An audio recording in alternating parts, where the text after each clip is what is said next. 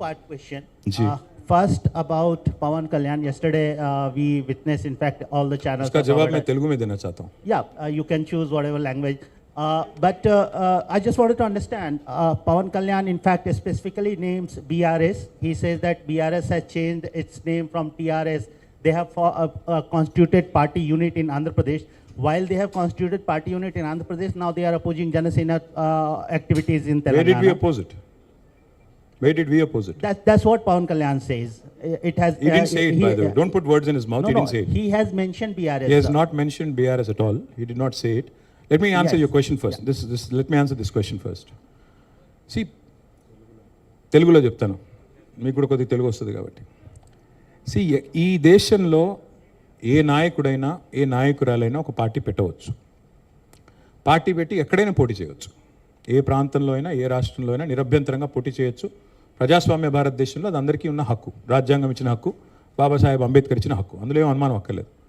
కానీ ఏ ప్రాంతంలో అయితే మీరు పోటీ చేయాలనుకుంటున్నారో ఆ ప్రాంత ఆకాంక్షలు, ఆ ప్రాంత పరిస్థితులు, ఆ ప్రాంత ప్రజలు, వారి యొక్క మానసిక స్థితిగతులు, వారి యొక్క పోరాటాలు, వారి యొక్క త్యాగాలు కూడా మీరు తెలుసుకోవాలి. వారి మీద అభిమానం ఉండాలి. నేను అడుగుతా ఉన్న పవన్ కళ్యాణ్ గారిని వాళ్ళ, మీరు కొత్తగా పోటీ చేసేది ఏముందండి? జనసేన 2023లో పోటీ చేయలేదా? మీరు చేశారు కదా అసెంబ్లీ ఎన్నికల్లో. మొన్న మున్సిపల్ ఎన్నికల్లో కూడా పోటీ చేశారు కదా 350 వార్డులో. కొత్తగా చేసేది ఏముంది? అండ్ ఇంకోటి, మిమ్మల్ని ఎవరు ఆపుతున్నారు? 2018లో చంద్రబాబు నాయుడు గారు వచ్చారు, పోటీ చేశారు. 23లో మీరు పోటీ చేశారు. పోటీ చేయండి, ఎవరు వద్దంటున్నారు. కానీ మీరు ఇక్కడికి వచ్చి మాట్లాడేటప్పుడు ఇదేదో ఆషామాషిగా ఏర్పడ్డ రాష్ట్రం కాదు, ఇదేదో అనాయాసంగా వచ్చిన రాష్ట్రం కాదు. వేల మంది బలిదానాలతో రక్తంతో తడిసిన నేల ఇది తెలంగాణ. కాబట్టి ఇక్కడికి వచ్చినప్పుడు 1-2 సార్లు ఆలోచించుకుని మాట్లాడాలి. నేను ఒక మాట అన్నారు, ఆయన అడ్డుకుంటున్నారు. ఎవరు అడ్డుకుంటున్నారు మిమ్మల్ని? ఏదో ఊహాజనితమైన ఒక ప్రపంచం సృష్టించుకొని ఎవరు అడ్డుకున్నారు మిమ్మల్ని? 2018లో పోటీ చేస్తే అడ్డుకోలేదు, 23లో పోటీ చేస్తే అడ్డుకోలేదు, ప్రజలు అడ్డుకున్నారు. మేమేం చేస్తాం దానికి? ఒకటి మాత్రం పక్కా, పవన్ కళ్యాణ్ గారైనా ఎవరైనా సరే తెలంగాణ ఆవిర్భావ దినోత్సవం రోజు వచ్చి ఇక్కడ మేము సభ పెడతాం. అది కూడా గతంలో నేను తెలంగాణ ఏర్పడ్డప్పుడు నాకు ఆ విభజించిన పద్ధతి నచ్చలేదు. ఒక ఆయన అంటాడు తల్లిని చంపి బిడ్డను బతికించారంటాడు, ఇంకొక ఆయన విభజించిన పద్ధతి నచ్చలేదు అంటాడు. ఇవన్నీ ఏంటంటే తెలుగు హైదరాబాదీ అల్ఫాజ్ మే బోల్నా అయితే గుమా ఫిరాకి బోల్నా బోల్తే ఇసుకో. నాకు ఇష్టం లేదు తెలంగాణ ఏర్పడని సీదా చెప్పక ఉల్టా పుల్టా మాటలు ఎందుకు? ఇది బాగలేదు, అది బాగలేదు. మరి నువ్వు అది బాగలేక ఇది బాగలేక 11 రోజులు అన్నం తినకుండా ఉంటే మళ్ళీ తెలంగాణ ఆవిర్భావ దినోత్సవం రోజు మీటింగ్ పెట్టాల్సిన అవసరం ఏముంది? సరే మీటింగ్ పెడదాం అనుకున్నావు, అడ్డుకున్నది ఎవరు? కాంగ్రెస్ ప్రభుత్వం. ఏమైనా అనాలనుకుంటే వాళ్ళని అనాలా? కాబట్టి పవన్ కళ్యాణ్ గారైనా ఎవరైనా ఈ దేశంలో ఎక్కడైనా పోటీ చేయొచ్చు, మాకు అభ్యంతరం లేదు. పోటీ చేశారు కూడా కదా మీరు. 2023 में भी आप बहुत करे. మీ అయ్యే జాగీరా. నేను ఒకటి మాత్రం పవన్ కళ్యాణ్ గారు గుర్తుపెట్టుకోవాలి, తెలంగాణ ఖచ్చితంగా తెలంగాణ భూమిపుత్రుల జాగీరు. తెలంగాణ భూమిపుత్రుల జాగీరే తెలంగాణ. ఇందులో ఎవరికి అనుమానం కూడా అక్కర్లేదు. 100%. ఈ నేల కోసం కష్టపడ్డ వాళ్ళు, ఈ నేల కోసం పోరాటాలు చేసిన వాళ్ళు, ఈ నేల కోసం త్యాగాలు చేసిన వాళ్ళు, నెత్తురుతో తడిచిన నేల ఇది. ముమ్మాటికి తెలంగాణ ఈ భూమిపుత్రులు ఇక్కడున్న 4 కోట్ల మంది జాగీర్ ఇది. కానీ మీరు రండి, ఇక్కడే ఉండండి, మీ కుటుంబాలు ఇక్కడే ఉన్నాయి, మీ వ్యాపారాలు ఇక్కడ ఉండండి, ఎవరొద్దన్నారు? 10-12 ఏళ్లలో ఎక్కడైనా చిన్న సమస్య వచ్చిందండి? నేను అడుగుతా ఉన్నా, మా దృక్పథం ఎట్లాంటిది అంటే, వైజాగ్ స్టీల్ ప్లాంట్ను ప్రైవేటీకరిస్తున్నారు మోడీ ప్రభుత్వం అంటే మేము మద్దతు పలికాం. తప్పు ఇది మీరు చేస్తుంది, పబ్లిక్ సెక్టర్ అండర్టేకింగ్స్ని కాపాడాలని రిక్వెస్ట్ చేశాం. That is our philosophy. ప్రాంతాలుగా విడిపోయినా ప్రజలుగా కలిసి ఉండాలని కోరుకున్నాం. కానీ నిన్న పవన్ కళ్యాణ్ గారు ఇంకొక 2 మాటలు మాట్లాడారు. ప్రాంతీయవాదం అన్నారు. ప్రాంతీయవాదం ఉగ్రవాదం కంటే ప్రమాదం ఏదో అన్నాడు ఆయన.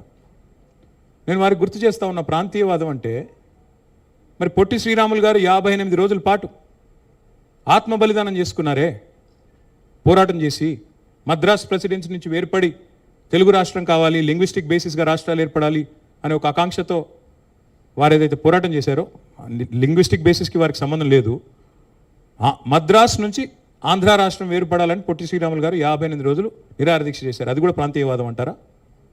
ప్రాంతీయవాదం అంటే నేను ఇంకో ప్రశ్న అడుగుతా ఉన్నా పవన్ కళ్యాణ్ గారిని. మోడీ గారు ఇవాళ ఆయన ప్రాంతం మీద అభిమానంతో, ప్రాంతీయవాదంతో తెలంగాణకు వచ్చిన ఇండస్ట్రీలను కొట్టుకొని పోతా ఉన్నాడు. కేన్స్ అనే పరిశ్రమ ఇక్కడ పెట్టాల్సి ఉంటే ఇక్కడ ఒప్పందం కుదుర్చుకుంటే మా హయాంలో మా గవర్నమెంట్లో దాన్ని తీసుకుపోయి గుజరాత్లో పెట్టించారు. మైక్రాన్ అనే సంస్థ ఇక్కడ పెట్టాల్సి ఉంటే పెట్టుబడి పెట్టేది ఉంటే దాన్ని తీసుకుపోయి గుజరాత్లో పెట్టుకున్నారు. మరి జాతీయవాదం ముసుగులో చేస్తున్న ఈ ఆర్థిక ప్రాంతీయవాదం కరెక్టా? ఏది కరెక్టు? అంటే ప్రధానమంత్రి గారు గుజరాత్కే ప్రధానమంత్రిగా వ్యవహరించడం కరెక్టా? చెప్తారా దీనికి సమాధానం పవన్ కళ్యాణ్ గారు?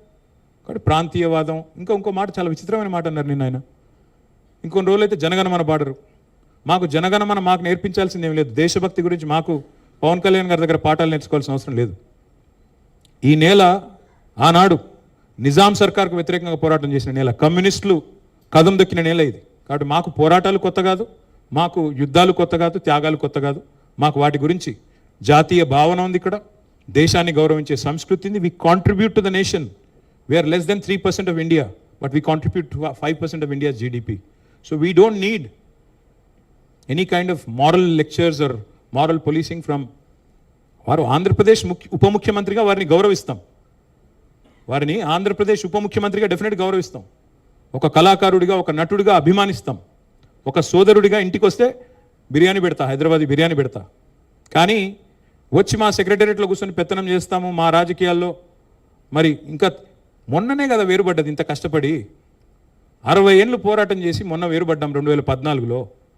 మొన్న చంద్రబాబు నాయుడు గారు రానే వచ్చే 2018లో. మళ్ళీ ఇప్పుడు మీరు కూడా వస్తారు 2023లో. That's all I'm saying. Last word I will like to say on this. Pawan Kalyan గారిది మధ్యన ఓజీ అని సినిమా వచ్చింది.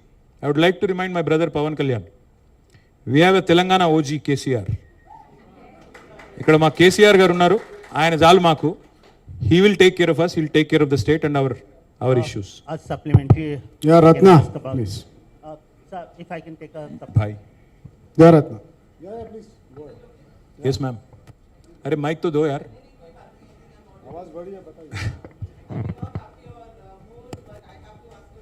नहीं प्लीज बोलिए.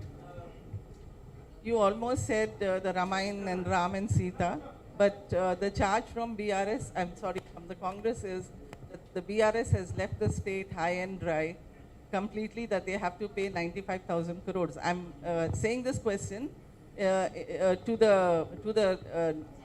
to your answer, to your statement yesterday saying that the Congress has undone what BRS has done. And another question is, Kishan Reddy made an allegation saying that the BRS fooled the people by promising Bangaru Telangana, but all they did was a Bangaru family. Could you please throw some light? Ma'am, unfortunately, Mr. Kishan Reddy doesn't have a problem when he has to work with Chandrababu Naidu ji, whose son is a minister, whose brother-in-law is an MLA. वहाँ पे उनको family politics नहीं दिखता है जहाँ उनको ज़रूरत है. बिहार में नीतीश जी और उनके लड़के के साथ काम करने में उसको कोई तकलीफ नहीं है. पर जब बीजेपी को जहाँ कहीं भी, मतलब शिवसेना में जब उद्धव ठाकरे जी, आदित्य ठाकरे जी थे, उनके साथ भी काम करने में कोई मसला नहीं था. जब उनको जो लोग उनके खिलाफ हैं, जो लोग उनसे लड़ते